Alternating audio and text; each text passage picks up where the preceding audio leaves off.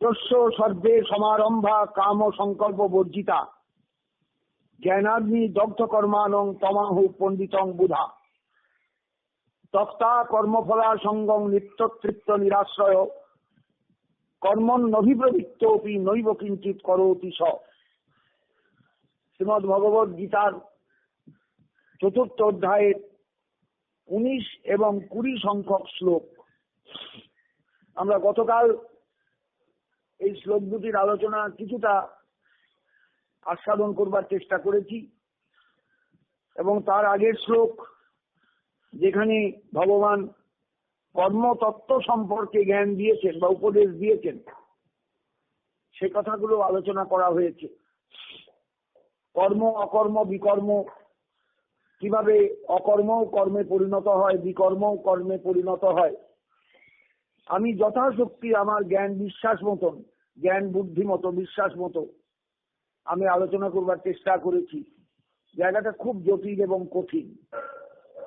যারা শুনছেন তাদের আমি প্রত্যেককে অনুরোধ করব, এই শ্লোকগুলো কর্মতত্ত্ব জ্ঞানের উপর ভগবানের যে উপদেশ, যে নির্দেশ, এই নির্দেশকে অনুধাবন করবার চেষ্টা করবেন, বারবার পড়ে বারবার পড়ে বারবার পড়ে।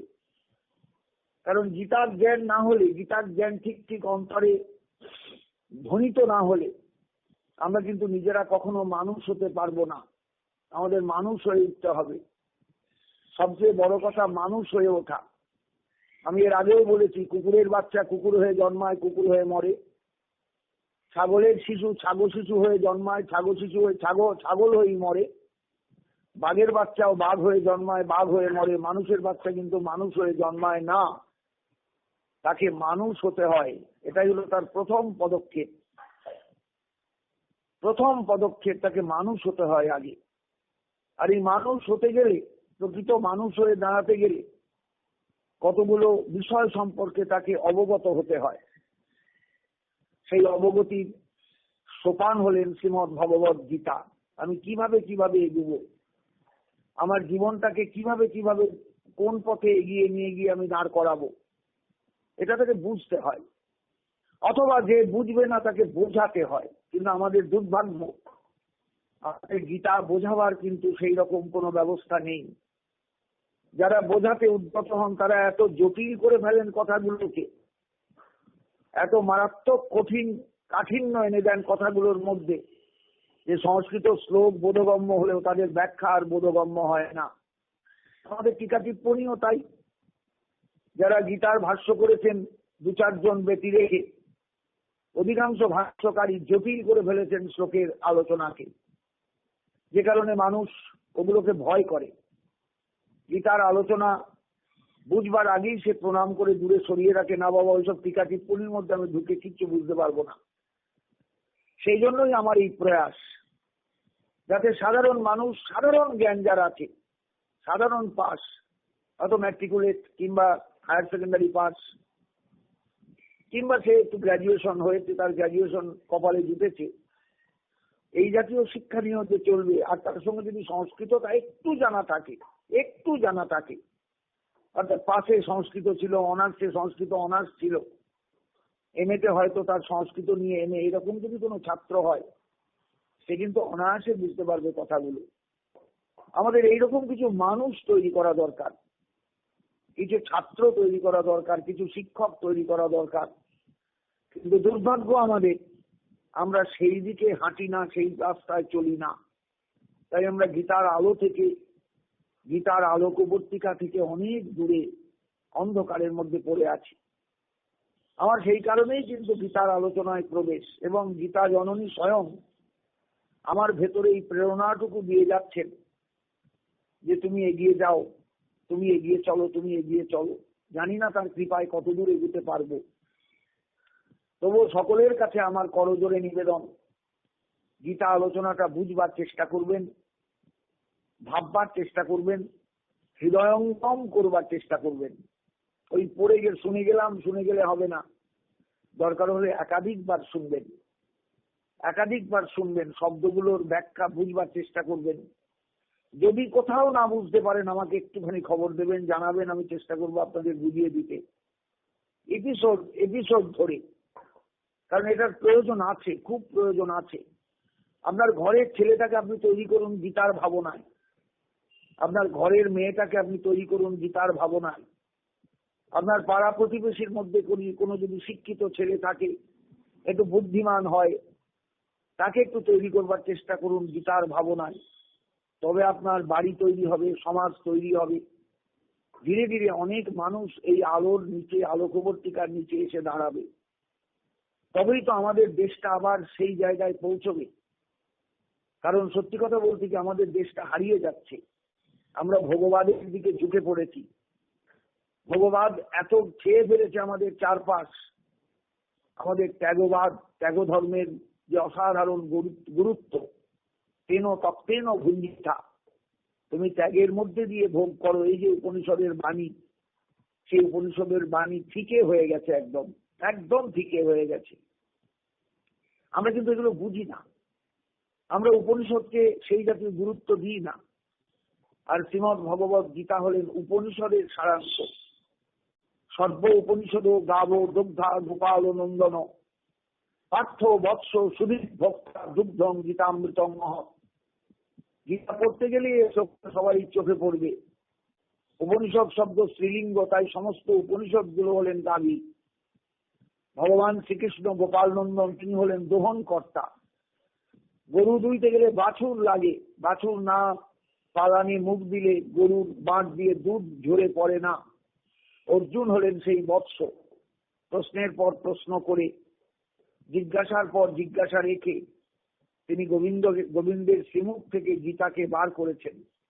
গীতা আস্বাদন যাতে মানুষ করতে পারে তার ব্যবস্থা করেছেন। সুতরাং অর্জুনেরও প্রয়োজন আছে, বৎসের যেমন প্রয়োজন আছে বোধনের ক্ষেত্রে। আর দুধ হলো শ্রীমদ ভগবত গীতারূপ অমৃত। এই অমৃত আমাদের পান করা দরকার, এই অমৃত আমাদের ধারণ করা দরকার। এই অমৃতের স্বাদ আমাদের প্রত্যেকের পাওয়া উচিত। এ টু জেড, একদম ক থেকে চন্দ্রবিন্দু পর্যন্ত সকলের। এটা কিন্তু বুঝতে হবে সকলের, সকলকে বুঝতে হবে। আমি মূর্খ, আমি গীতা পড়বো না, এ বললে চলবে না। মূর্খ হলেও তার অগ্রাধিকার আছে এই গীতার আলোচনায়, কারণ গীতা সকলের জন্য আবির্ভূত হয়েছিলেন কুরুক্ষেত্রের রণাঙ্গনে। ভগবান শ্রীকৃষ্ণ পার্থসারথী রূপে অর্জুনকে উপলক্ষ করে জগতের সমস্ত জীবের কাছে গীতা উপদেশ রেখেছিলেন। তৎকালীন মানুষের জন্য রেখেছিলেন, ভবিষ্যতের মানুষের জন্য রেখেছিলেন। আমরা সেই ভবিষ্যতের মনুষ্য সমাজের মানুষ, অতএব আমাদের জন্য গীতা কিন্তু সব সময়ের জন্য আমাদের করুণা করবার জন্য প্রস্তুত। তার করুণাটা আমাদের বোঝা দরকার, কারুণ্যটা আমাদের উপলব্ধি করা দরকার, কারুণ্যের সঙ্গে আমাদের পরিচিত হওয়া দরকার। এটা যদি না হয় তাহলে গীতার আবির্ভাব মিথ্যা হয়ে যাবে ভারতবর্ষের বুকে। এই ভারতবর্ষ গীতার দেশ, এই ভারতবর্ষ গীতার ভূমি, এই ভারতবর্ষ গীতার আস্বাদন ক্ষেত্র, গীতার অনুভব ক্ষেত্র।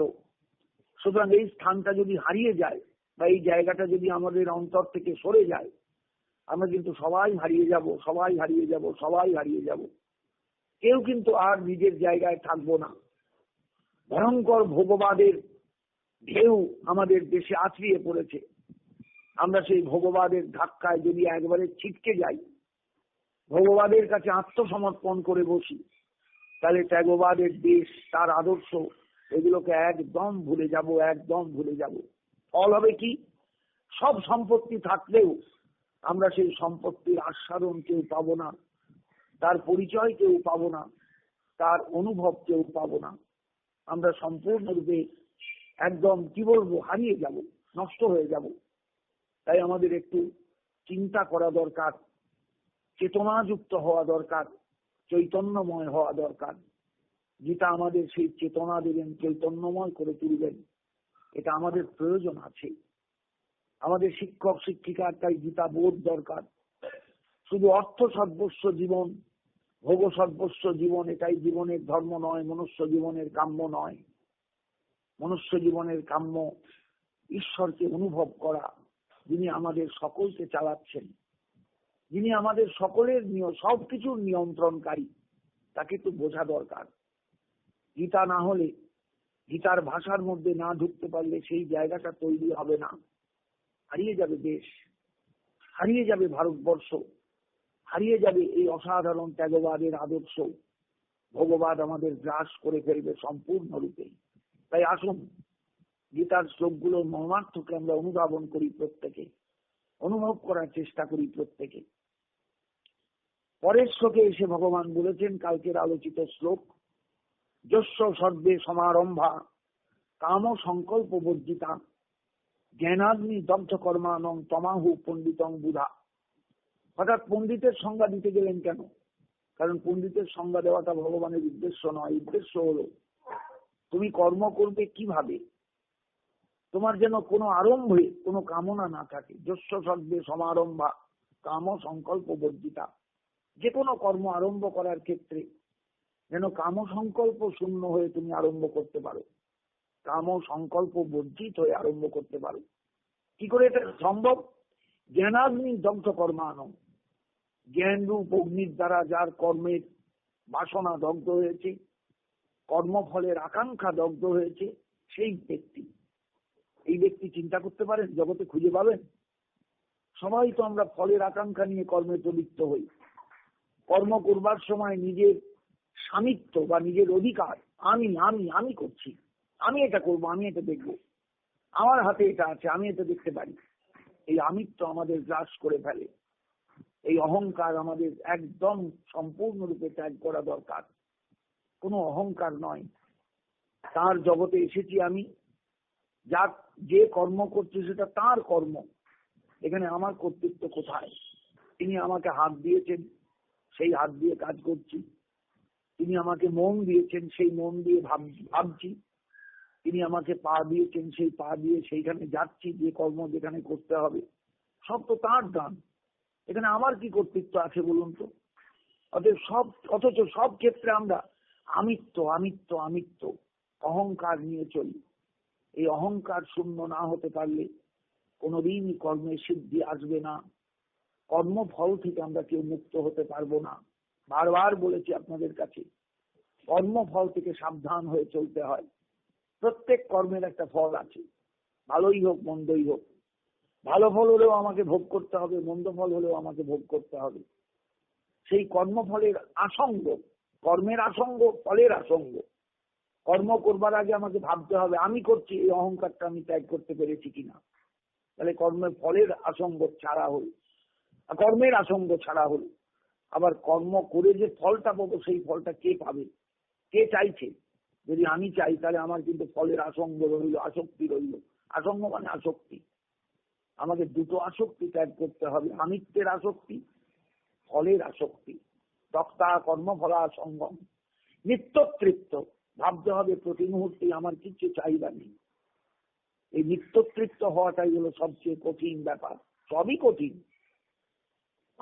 কর্মের আসঙ্গ ত্যাগ করাও কঠিন, ফলের আসঙ্গ ত্যাগ করাও কঠিন। আবার নিত্যতৃপ্ত বলে নিজেকে অনুভব করা অত্যন্ত কঠিন। নিরাশ্রয় আরো সাংঘাতিক।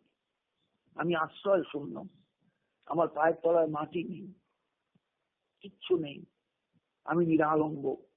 আমার অবলম্বনটা কোথায়? আমি অনেক কিছু ভাবি, আমরা অনেক কিছু ভাবি, আমার অনেক জায়গা আছে, অনেক জমি আছে, অনেক বড় বাড়ি আছে, এগুলো সব আমার আশ্রয়। কিচ্ছু আশ্রয় নেই আমার। আর যদি এই মুহূর্তে চোখ বুঝি সব তো পড়ে থাকবি। আমি তো নিরাশ্রয় তো সবসময়। ভাবুন না কেন? তখন তো আমাকে ফেলে দিয়ে আসবে শ্মশানে, পোড়াবে, না হয় মাটিতে পুঁতে দেবে। তারপর কি রইল আমার? যে ফটোগুলো বাড়িতে টাঙানো ছিল, দুদিন পর সেই ফটোগুলো সরিয়ে দেওয়া হবে। না না, মৃতের ফটো ঘরেতে রাখতে নেই। বারবার মৃতের ফটোর দিকে তাকালে আমাদের অন্যরকম ভাব এসে যাবে, অতএব সরিয়ে দাও চোখের সামনে থেকে। আমি হারিয়ে গেলাম। সুতরাং সেই হারিয়ে যাওয়ার আগে নিজেকে নিরাশ্রয় বলে ভাবতে হবে। আমার তো কোনো আশ্রয় নেই। বুঝতে পারছেন ব্যাপারটা? প্রত্যেকে অনুভব করবেন। তক্তা কর্মফলা সঙ্গম, নিত্যতৃপ্ত নিরাশ্রয়। বিশেষণগুলো ভাববেন, এই বিশেষণগুলো সব আমাদের বিশেষণ, আমার বিশেষণ, আপনার বিশেষণ। নিত্য তৃপ্ত হয়ে চলবেন, কখনো অতৃপ্তি যেন আপনাকে পেয়ে না বসে। এক শ্রেণীর মানুষ দেখবেন সবসময় অতৃপ্ত, খেয়ে তৃপ্ত নয়, শুয়ে তৃপ্ত নয়, পোশাক পরিচ্ছদে তৃপ্ত নয়, সেজে গুজে তৃপ্ত নয়। না এটা ভালো লাগছে না, না এটা ভালো হয়নি, সব সময় দেখবেন একটা অতৃপ্তি তাকে তার ঘিরে ধরেছে। কখনো তা নয়। যিনি গীতাকে বুঝবেন, গীতা বোঝার চেষ্টা করবেন, তাকে এই বিশেষণগুলো ভালো করে বুঝতে হবে। বিশেষণ বিশেষ্যকে বিশেষিত করে। আমি বিশেষ্য পদ, আমাকে বিশেষিত করছে আমার বিশেষণগুলো। ভগবান সেই সেই বিশেষণগুলো প্রয়োগ করেছেন, যে বিশেষণগুলোকে বুঝে নিয়ে নিজের ওপর প্রয়োগ করা দরকার। আমাকে নিত্য তৃপ্ত হতে হবে। যা পেয়েছি তাতেই সন্তুষ্ট, যা পেলাম তাতেই আমায় সন্তুষ্ট থাকতে হবে। আমরা তো জগতে সবসময় অসন্তুষ্ট হয়ে চলি। পরপর দুটো মেয়ে হয়েছে, ছেলে হলে ভালো হতো, অতৃপ্তি। সংসারে অশান্তি, টাকা পয়সার টানাটানি, অতৃপ্তি। ঘরের চাল ফুটো, জল পড়ছে, অতৃপ্তি। সব সময় তো আমরা অতৃপ্ত হয়ে চলি। বলুন দেখিনি, কে তৃপ্ত? আমরা কেউ তৃপ্ত নই। কিন্তু ভগবান বলছেন নিত্য তৃপ্ত, সব সময়ের জন্য তৃপ্ত হবে অন্তরে। যা পেয়েছি তাতেই আমি সুখী, যা দেখেছি তাতেই আমি সুখী। যা পেয়েছি, যা দেখেছি, তুলনা তার নাই। সেই কবির ভাষায় বলতে হয়, ভেতরে এই অসাধারণ তৃপ্তির আস্বাদনটা বহন করতে হবে, প্রাপ্তির আস্বাদনটা বহন করতে হবে। সব পেয়েছি, সব পেয়েছি, সব পেয়েছি, কিন্তু আমি সেগুলোকে ব্যবহার করতে শিখিনি। আমরা সব পেয়েছি, কিন্তু মায়ের পেট পেয়েছি, উদর পেয়েছি, যেখানে স্থান পেয়েছি, তিনি আমাকে জগতের আলো দেখিয়েছেন। বাবা আমাকে জন্ম দিয়েছেন, মা আমাকে উদরে ধারণ করে আমাকে সংসারের মুখ দেখিয়েছেন। সংসারের প্রিয়জনকে পেয়েছি, সবাই তো পেয়েছি। অতৃপ্তি কেন? ওর মতো খেতে পারছি না বলে, ওর মতো বিলাস বহুল জীবন যাপন করতে পারছি না বলে, এগুলোই তো আমাদের অতৃপ্তি। প্রত্যেক মুহূর্তে দেখবেন মানুষের ভেতরে এই অতৃপ্তি গুলো খোঁচা দেয়, খোঁচা দেয়, খোঁচা দিয়ে যায়, আর মানুষ খেপে যায়। আমি কেন ওরকম হলাম না, আমি কেন ওরকম হলাম না? আমাদের চারপাশে রাজনৈতিক দলগুলো সেই ইজম আমাদের কানের কাছে বাজাতে থাকে, তুমি ঠকে গেলে, তুমি ঠকে গেলে। ওই দেখো কত লোক, বড় লোক, তারা কত খাচ্ছে, কত শুচ্ছে, কত আরামে আছে, তাদের ঘর বাড়িগুলো দেখো, আর তোমার কুড়ে ঘরটার দিকে তাকাও, তুমিও তো এরকম হতে পারতে, ইত্যাদি ইত্যাদি। সবাই বুঝতে পারবেন। কিন্তু যে মানুষ গীতার আলোকে আলোকিত, সে নিজেকে সবসময় তৃপ্ত ভাববে। আমার কুড়ে ঘরের থেকে বড় আনন্দ আর কোথাও নেই, আমার মাটিতে শোয়ার থেকে বড় সুখ আর কোথাও নেই, আমার ছেঁড়া কাঁথার থেকে আর বড় সুখ কোথাও নেই, আমার এই মোটা ভাত, মোটা কাপড়, এর থেকে বড় সুখ আর কোথাও নেই। আমাদের কবি গিয়েছেন না, মায়ের দেওয়া মোটা কাপড় মাথায় তুলে নেড়ে ভাই, দিন দুঃখিনী মা যে মোদের, তার বেশি আর সাধ্য নাই। কবিতা মনে নেই? স্বাধীনতার আগে পরাধীন যুগে এই কবিতা লিখেই তো কবি আমাদের মধ্যে আগে আগুন জ্বালাতে চেষ্টা করেছিলেন। মায়ের দেওয়া মোটা কাপড়, তখন বিদেশ থেকে কাপড় আসতো, মিহি সুতোর কাপড়। সেই কাপড় যারা পরতেন তারা নিজেদের বাবুয়ানা দেখাতেন। বিদেশি কাপড় পরে, একবারে মিহি কাপড়ে, মিহি সুতোর কাপড় পরে। আমাদের দেশে তখন এত মিহি সুতোর কাপড় তৈরি হতো না, তাঁতের কাপড়, মোটা মোটা কাপড়। কবি লিখলেন, মায়ের দেওয়া মোটা কাপড় মাথায় তুলে নেড়ে ভাই, দিন দুঃখিনী মা যে মোদের, এর বেশি আর সাধ্য নাই। সত্যি তো তাই। আমাকে সব সময় মনে করতে হবে বা ভাবতে হবে, আমি যা পেয়েছি সেটাই আমার ঈশ্বরের দান। আমার ভেতরের যে দেবতা বসে আছেন, চিরকাল বসে আছেন, আত্মার আত্মীয় যিনি, তিনি আমাকে কৃপা করে এগুলো দিয়েছেন। সেই কৃপাটুকু অনুভব করে চলতে হবে, তবেই নিত্য তৃপ্ত হওয়া যাবে। নিরাশ্রয় বলে নিজেকে বুঝতে শিখতে হবে। আমার কোনো আশ্রয় নেই। যে ঘরটায় আমি বাস করি এটা টেম্পোরারি, এটা পার্মানেন্ট নয়। যতই আমি আমার নামটা পাথরে খোদাই করে বাড়ির সামনে রাখি না কেন, যেদিন আমি চলে যাব সেদিন ওই নামটা আমাকে ভেঙচি কাটবে। কিগো, তুমি তো জগতে ছিলে, নাম তো ফাটিয়েছো দরজার উপর, নিজের নামটা লিখেছো, কিন্তু কোনোদিন ভেবেছো কি যে তুমি একদিন থাকবে না, নামের প্লেটটা তোমাকে, নেম প্লেটটা তোমাকে ভেঙচি কাটবে? আমাদের হচ্ছে এই অবস্থা। আমরা নাম লিখে দরজার সামনে দিয়ে আমরা নিজেদের অত্যন্ত নিচের স্তরে নিয়ে যাই, নিরাশ্রয় হতে। এই চেতনা বা এই শিক্ষা আমাদের আমরা অর্জন করি না। আমাকে নিরাশ্রয় হতে হবে, ভাবতে হবে যেখানে আছি এটা আমার জায়গা নয়, এটা আমার জায়গা নয়, হেথা নয়, হেথা নয়, অন্য কোনো কোথা, অন্য কোনোখানে আমার বাস। সেই জায়গাটা আমায় খুঁজতে হবে, সেই জায়গাটা আমায় ভাবতে হবে, সেই জায়গাটা আমায় অনুভব করতে হবে। নিরাশ্রয় না হলে, নিরাশ্রয় বোধ না করলে এই জায়গাটা খুঁজে পাবো? বলুন দেখিনি। আমি যদি আমার বিরাট বাড়িতে প্রাসাদ উপম বাড়িতে আমি যদি থাকি, একবারে মার্বেল, একবারে পায়ের মাটির থেকে মার্বেল শুরু হলো, তেতলা পর্যন্ত মার্বেলের 6 লাভ হয়ে গেল, আমি যদি ভাবি এটাই আমার বাড়ি, এটাই আমার ঘর, এটাই আমার স্থান, আমি চিরকাল থাকতে পারবো? আমি তো ফটো হয়ে যাব। দুদিন পরে আমি ফটো হয়ে যাব। আমার ফটোটা টাঙানো থাকবে একতলায়, দোতলায়, তেতলায়, বাড়ির মালিকের ফটো। মালিক কোথায়? চলে গিয়েছেন। কবে গেলেন? তলায় তারিখটা লেখা থাকবে, আবির্ভাব তিরোভাব। যদিও আবির্ভাব তিরোভাব কিচ্ছু নয়, আমি এসেছিলাম, আমি চলে গিয়েছি। জগতে সবাই তো এইভাবে নিরাশ্রয়। তা সেই নিরাশ্রয় ব্যাপারটা আগে থেকে ভাবা দরকার। আমার আশ্রয় নেই, এক ঈশ্বর যদি করুণা করে আমাকে আশ্রয় দেন তার চরণ তলে, তোমার চরণ ধুলার তলে, তবেই কিন্তু আমি আশ্রয় পাবো। বুঝতে পারছেন? আমার সমস্ত দেহটা যেন লুটিয়ে পড়ে সেই চরণ ধুলায়, সেটাই আমার আশ্রয়ের স্থান। আমি কালকে বলেছিলাম আপনাদের কাছে, যদি নিরাশ্রয় বোধ না হলে এই আসল আশ্রয়টাকে চিনতে কোনোদিন পারবো না।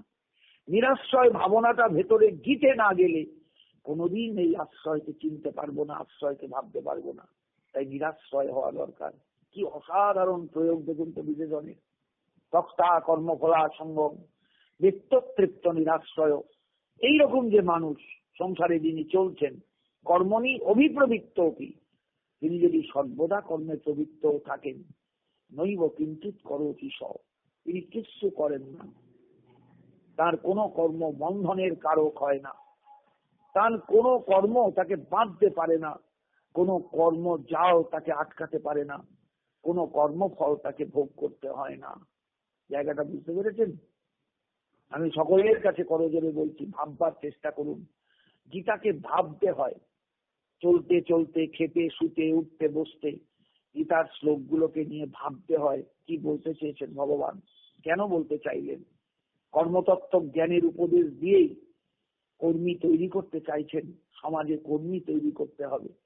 এই কর্মী মানে সবসময় গায়ে গতরে খেটে দিতে পারে তা নয়, কিন্তু এই কর্মী মানে চেতনায় যে সম্পূর্ণতা লাভ করেছে, যে চৈতন্যময় হয়েছে কর্ম ভাবনা ভাবতে ভাবতে, কর্মতত্ত্ব জ্ঞান ভাবতে ভাবতে, সেই হলো প্রকৃত কর্মী। সে অহংকার শূন্য হবে, ফলের আসক্তি ত্যাগ করবে, কর্মের আসক্তি ত্যাগ করবে, সমস্ত জায়গার থেকে অহংকার শূন্য হবে, কোন রকমের অহংকার তার মধ্যে কাজ করবে না। সে নিত্যতৃপ্ত হবে। যখন যে অবস্থায় থাকে সেই অবস্থাতেই সে সন্তুষ্ট। খেতে পায়নি তাতে কি হয়েছে? খাবার জুটবে নিশ্চয়ই এক সময়। শুতে পায়নি তাতে কি হয়েছে? শোয়ার বিছানাও জুটবে এক সময়। এখন না, এই মুহূর্তে জুটছে না। সব সময়ের জন্য তৃপ্ত থাকতে হবে। অতৃপ্তির দংশন জ্বালা যেন তাকে সহ্য করতে না হয়।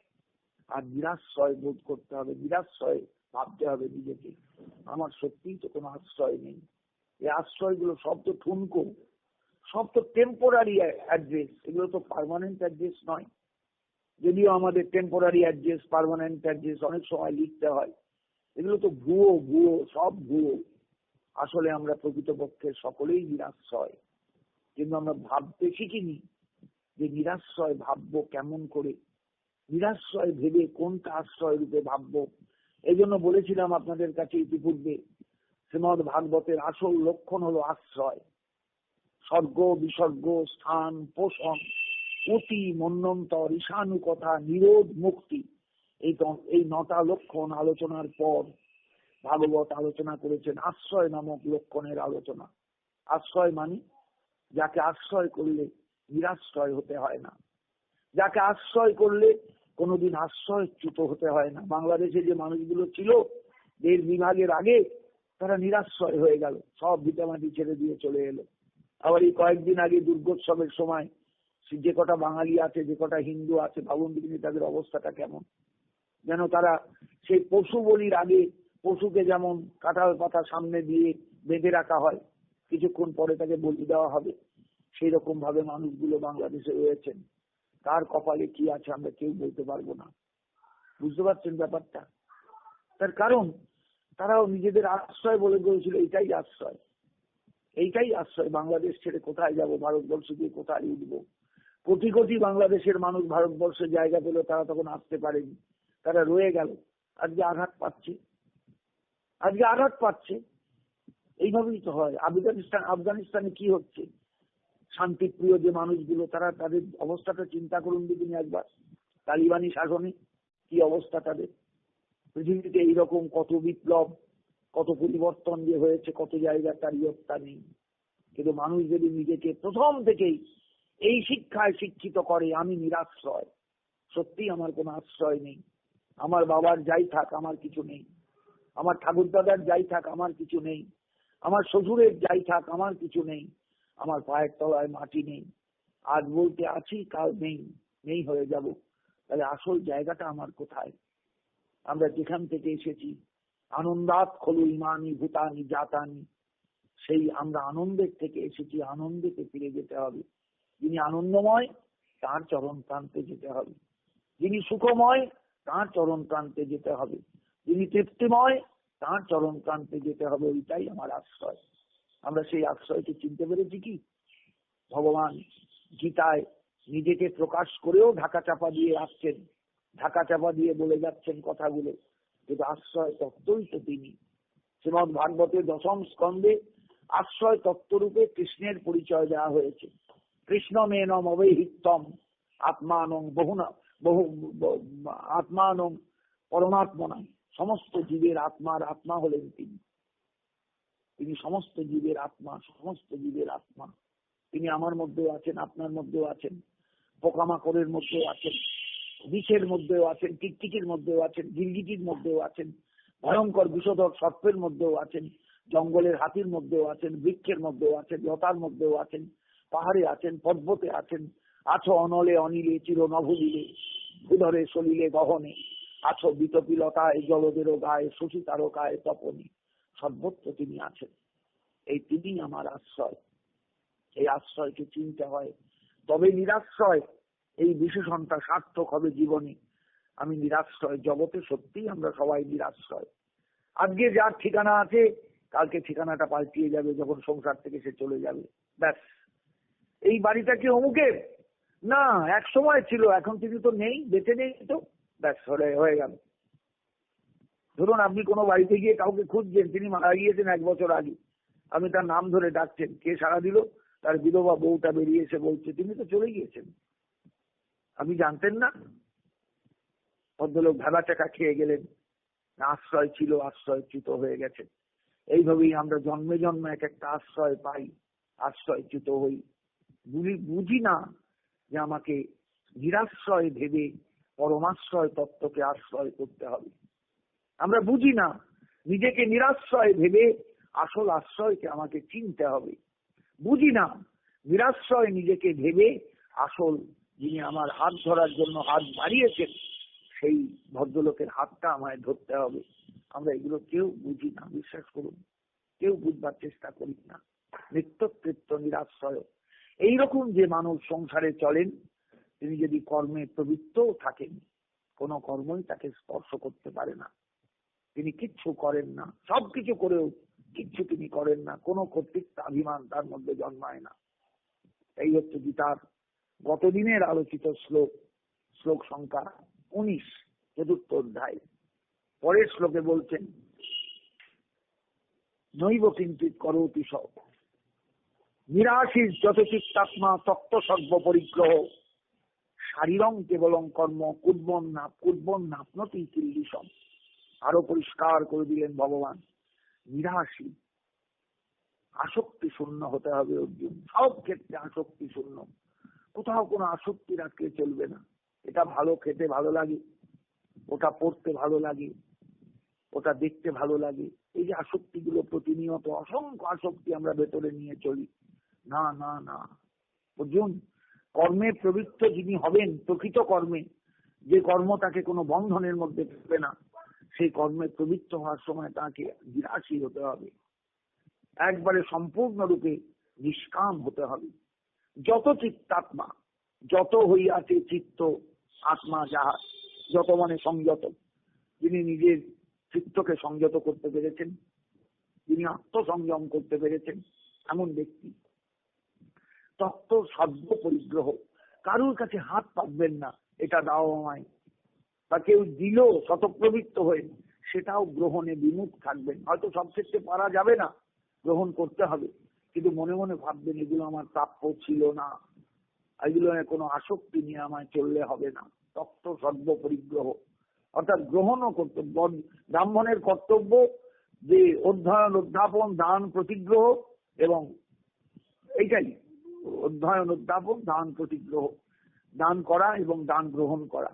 দান গ্রহণও করতে পারবেন না, পরিগ্রহকে ছাড়তে হবে। তপ্ত সর্ব পরিগ্রহ, কোনো কিছু গ্রহণ করলে চলবে না। শারীরং কেবলং কর্ম, এইরকম ব্যক্তি যদি শরীর দিয়ে কর্ম করেও যান, শরীর তো কর্ম করবেই, হাত পা ছুটবে, ডানে ছুটবে বাঁয়ে ছুটবে, পিঠ চুন করছে, মশা কামড়াচ্ছে, আপনি চুন করবেন পিঠটা, কিংবা মশাটাকে মেরেই ফেললেন, অনেক কর্ম করছেন, আপনি খুন করলেন তো মশাটাকে। যখন পিঠে চাপড় মারলেন, মশাটা থেবড়ে গেল, রক্তাক্ত হয়ে গেল পিঠটা, আপনি তো খুন করলেন, আপনি তো খুনি। বলছেন না, বলছেন শারীরং কেবলং কর্ম, এইরকম মানুষ যদি শরীরের দ্বারা কোনো কর্ম করেন, নৈব কিঞ্চিৎ করোতি, তিনি কিচ্ছু করেন না, কারণ তার কোথাও আসক্তি নেই। মূল কথাটাই হলো আসক্তি, আসক্তি, আসক্তি, আকাঙ্ক্ষা, আকাঙ্ক্ষা, আকাঙ্ক্ষা, আকাঙ্ক্ষা বর্জিত হয়ে জগতে চলা, নিরাকাঙ্ক্ষ হয়ে চলা, নিরাশী হয়ে চলা, এটা বড় কঠিন, বড় কঠিন, বড় কঠিন। আমরা সবকিছুতে নির্মোহ হতে পারি না, সংসারে নির্মোহ হতে পারি না। সংসারের নানা বস্তুতে আমরা মোহ নিয়ে চলি, কোথাও মোহ নিয়ে চললে হবে না, নিরাশী হতে হবে, নির্মোহ হতে হবে, তবে আমি কর্মফলের গণ্ডির বাইরে যাব। আসক্তি শূন্য হতে হবে, নিরাকাঙ্ক্ষ হতে হবে, নিষ্কাম হতে হবে। চিন্তা করুন বিষয়গুলো। এইরকম ভাবে জগতে যিনি চলেন, তিনি কর্ম করেও কিন্তু কর্মজাল থেকে মুক্ত হন, কর্ম করেও কর্ম থেকে তিনি দূরে থাকেন, কোন কর্মই তাকে বন্ধনের মধ্যে ফেলতে পারে না। শারীরং কেবলং কর্ম, শরীর যে যতগুলো কর্ম করে, দেখবেন আমাদের শরীর কত কর্ম করে, কত রকম কর্ম করে শরীর, এই কর্মগুলো করেও নৈব কিঞ্চিৎ করোতি, তিনি কিছু করেন না। তারপরে কার কর্ম করছেন, কিন্তু যেহেতু তার কোনো আকাঙ্ক্ষা নেই, যেহেতু তার কোনো তৃষ্ণা নেই, যেহেতু তার কোনো কিছু প্রাপ্তির জন্য কোনো লোভ অন্তরে জন্মায় না, তিনি কখনোই কোনো বন্ধনে পতিত হন না। নৈব কিঞ্চিৎ করোতি, তিনি কিচ্ছু করেন না। তাহলে কি করবেন তিনি? যদৃচ্ছা লাভ সন্তুষ্ট দ্বন্দ্বাতীত বিমৎসর সমসিদ্ধা বসিদ্ধ চ কৃত্যাপি ন নিবদ্ধতে। এই বন্ধন শূন্য হওয়ার পেছনে কারণগুলো অর্জুন বুঝতে পারছো? যদৃচ্ছা লাভ সন্তুষ্ট, যা আসছে, যা কাছে আসছে তাতেই সন্তুষ্ট। শুকনো ভাত তাই আচ্ছা, ঠান্ডা ভাত তাই আচ্ছা, গরম ভাত তাই আচ্ছা, ঘিরে ভাত তাই আচ্ছা, সব তাতেই সন্তুষ্ট। যা পাচ্ছেন মুখের সামনে, যা ঈশ্বর জোটাচ্ছেন তাতেই সন্তুষ্ট।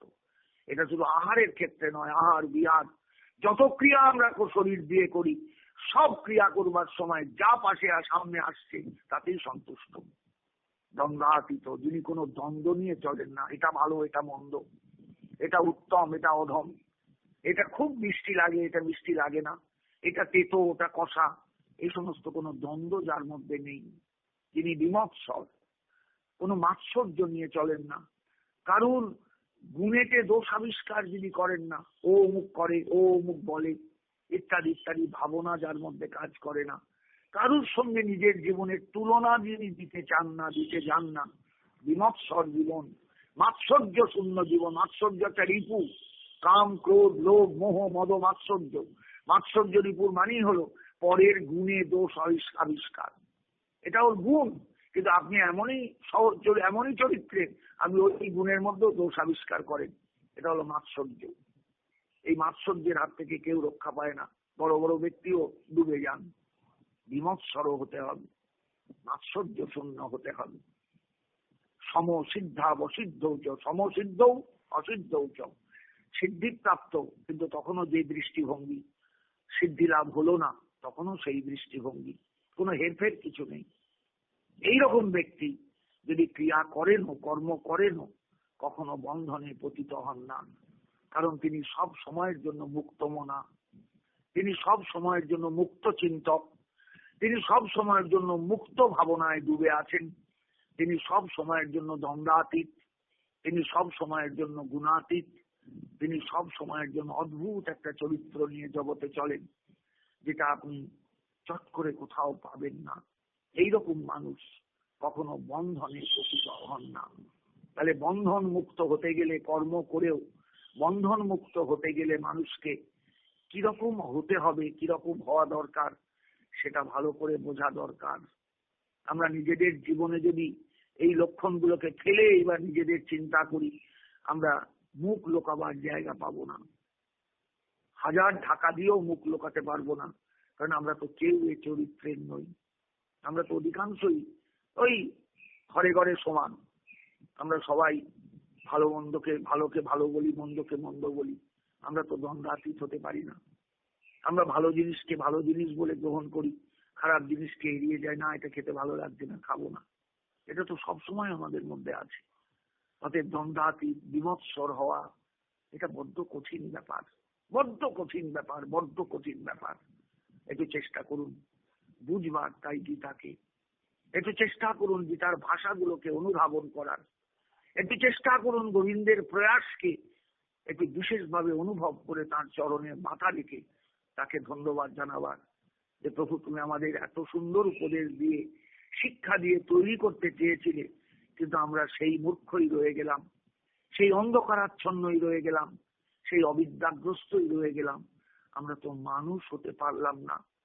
তুমি গীতারূপে আমাদের সামনে অবতীর্ণ হলে, গীতা তোমার হৃদয়, একথা নিজে ঘোষণা করলে, কিন্তু তোমার সেই হৃদয়ের সর্বস্ব ধন গীতাকে আমরা আপন করতে আজও পারলাম না। তাহলে আমরা মানুষ হলাম কোথায়? আমরা তো সে অমানুষই রয়ে গেলাম। তাই সকলের কাছে আমার নিবেদন, আজ এই পর্যন্তই রাখছি, সকলের কাছে আমার নিবেদন, একটু গীতাকে ভাববার, বুঝবার, অনুভব করবার চেষ্টা করুন সবাই। সবাইকে আমার অনুরোধ, এই গীতা যদি আমাদের দেশে সকলের কাছে এসে শিক্ষক হয়ে দাঁড়ান, শিক্ষয়িত্রী হয়ে দাঁড়ান, আমাদের যে শাসন, সেই শাসন যদি তিনি করেন তার ভাষা দিয়ে, তার অপূর্ব কৃপা দিয়ে, আমরা কৃতার্থ হয়ে যাব, আমরা সার্থক হয়ে যাব, আমরা পরিণত হব, আমরা জীবনে একেবারে উন্নত মস্তক হয়ে এগুতে পারব। রবীন্দ্রনাথের ভাষায় বলি, সেই চিত্ত যেথা ভয় শূন্য, উচ্চ যেথা শির, জ্ঞান যেথা মুক্ত, যেথা গৃহের প্রাচীর, আপন প্রাঙ্গণ তলে দিবস সর্বরি, বসুধারে রাখে নাই খণ্ড ক্ষুদ্র করি, যেথা তুচ্ছ আচারের মরু বালু রাশি, বিচারের স্রোত পথ ফেলে নাই গ্রাসী। সেই জগৎটা আমাদের জানা দরকার, সেই সংসারটা আমাদের চেনা দরকার, সেই আশ্রয় তত্ত্বকে আমাদের খুঁজে তার চরণে আশ্রয় গ্রহণ দরকার। কে আমাদের আশ্রয় দেবেন? যিনি নিত্য বস্তু, যিনি আনন্দময় বস্তু, যিনি করুণাময়, তিনি আমাদের আশ্রয় দাতা। আসুন সেই গীতার অসাধারণ প্রবক্তার চরণে মাথাটা রেখে গীতা জননীর কৃপা প্রার্থী হয়ে আমরা থাকি, যাতে তার করুণার ধারায় আমরা সবাই অভিস্নাত হতে পারি, সার্থক হতে পারি জীবনে।